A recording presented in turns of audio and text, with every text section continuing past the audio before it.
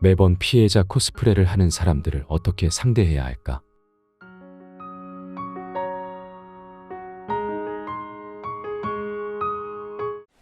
피해자 코스프레는 무엇인가? 먼저 다음의 사례를 살펴보자. 직장 내 갈등 사례. 현지는 동료인 동석과 함께 프로젝트를 진행하고 있었습니다. 동석은 현지의 의견을 여러 차례 무시하고 자신의 방식대로 일을 추진했습니다. 이에 현지는 불편함을 느꼈지만 처음에는 직접적인 충돌을 피하고자 내부적으로 참았습니다. 프로젝트 회의에서 동석이 또다시 현지의 의견을 무시하자 현지는 자신이 지속적으로 괴롭힘을 받고 있다고 느꼈습니다.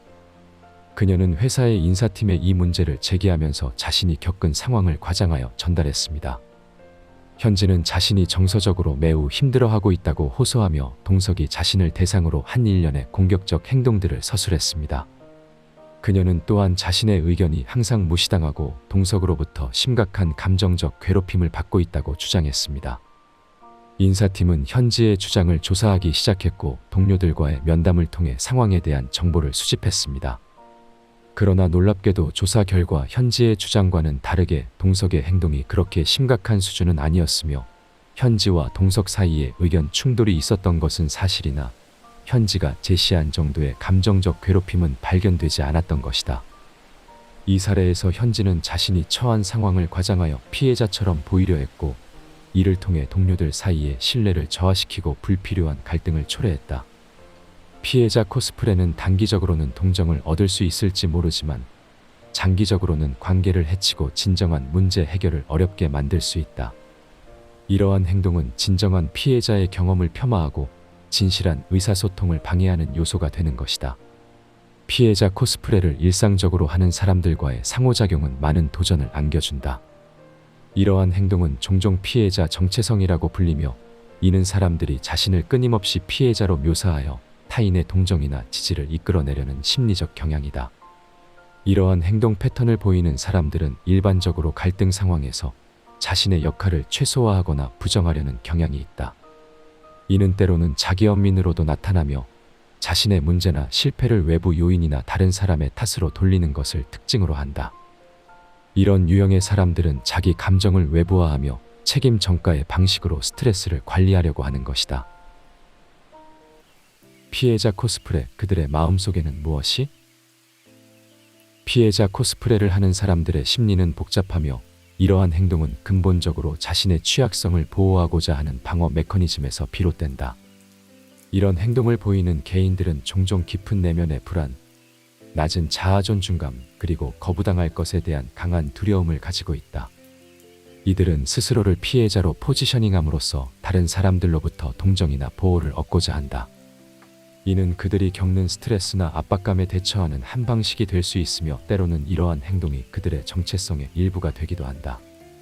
심리학자들은 이를 피해자 정체성이라고 부르며 개인이 자신의 문제를 외부 요인에 지속적으로 원인을 돌리는 경향을 설명한다. 피해자 코스프레를 하는 사람들은 자신의 실패나 문제에서 책임을 회피하려는 경향이 강하다. 이들은 자신의 행동이나 결정에 대한 책임을 외부 요인, 예를 들어 다른 사람들, 상황 또는 환경에 돌리는 것을 통해 자신의 자존감을 보호하려고 시도한다. 이런 심리적 기제는 그들이 자신의 역량을 실제보다 낮게 평가하거나 실제적인 해결책을 모색하기보다는 문제를 회피하는 데 의존하게 만든다. 이와 같은 행동은 장기적으로 그들의 대인 관계에 부정적인 영향을 미칠 수 있다. 다른 사람들은 처음에는 동정심을 느낄 수 있지만 시간이 지남에 따라 이러한 행동이 반복되면 인내심을 잃고 거리를 두게 될 수 있다.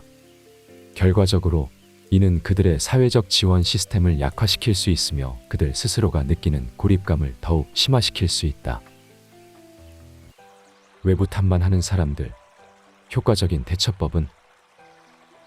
이러한 사람들과 효과적으로 상호작용하기 위해서는 먼저 그들의 행동 패턴을 인식하는 것이 중요하다. 이해와 인식이 첫 단계다. 다음으로 이러한 개인에게는 명확하고 일관된 경계를 설정하는 것이 필수적이다. 그들의 감정적 요구가 과도할 때는 적절한 한계를 설정하고 그들의 주장이나 요구에 대해 항상 응답할 필요가 없음을 분명히 해야 한다. 주변 환경을 탓하거나 다른 사람을 지속적으로 비난하는 사람들을 대하는 것은 종종 어려움을 동반한다. 이러한 행동은 종종 외부와 성향으로 불리며 개인이 자신의 문제나 실패를 외부 요인에 전가하는 경향을 말한다. 외부와 성향을 보이는 사람들과의 상호작용에서는 먼저 이러한 행동의 근본적인 원인을 이해하는 것이 중요하다.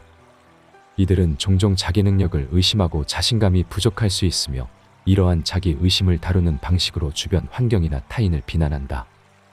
심리학자들은 이런 행동이 스트레스, 불안 또는 낮은 자아 존중감과 연결될 수 있다고 지적한다. 피해자 코스프레를 하는 사람들과의 대화에서는 감정적 감염을 피하기 위해 감정적으로 거리를 두는 것이 중요하다. 이는 자신의 정서적 안정성을 유지하고 상대방의 부정적인 감정이 자신에게 영향을 미치지 않도록 하는 것이다. 구체적인 상황에서는 이러한 사람들의 주장이나 문제 제기에 대해 객관적인 사실을 요구하고 문제 해결에 있어서 실제적이고 실현 가능한 해결책을 모색하는 것이다. 이를 통해 대화가 개인적인 비난이나 감정의 골로 치우치지 않고 더 생산적이고 해결 지향적인 방향으로 이끌 수 있다. 마지막으로 이러한 유형의 사람들과의 관계에서 스스로의 감정과 반응을 주의 깊게 모니터링하는 것이 중요하다. 자신이 과도한 동정이나 죄책감을 느끼게 되는 상황을 인식하는 것이다. 이러한 상대를 대할 때는 명확하고 객관적인 커뮤니케이션을 유지하는 것이 중요하다. 비난이나 문제 제기에 대해 감정적으로 반응하기보다는 사실에 기반하여 응답하고 구체적인 예를 들어 설명하는 것이 도움이 된다. 또한 그들의 감정이나 주장을 무시하기보다는 경청하되 동시에 건설적인 피드백을 제공하여 자신의 행동이나 결정에 대한 책임을 스스로 인식하도록 유도할 수 있다. 또한 이러한 사람들과의 대화에서는 자신의 경계를 명확히 설정하는 것이 중요하다. 비현실적인 기대나 부당한 요구에 대해 과감하게 아니오라고 말할 줄 알아야 하며 필요할 때는 거리를 두는 것도 고려해야 한다. 이는 자신을 감정적으로 보호하고 불필요한 스트레스로부터 자신을 해방시켜야 한다.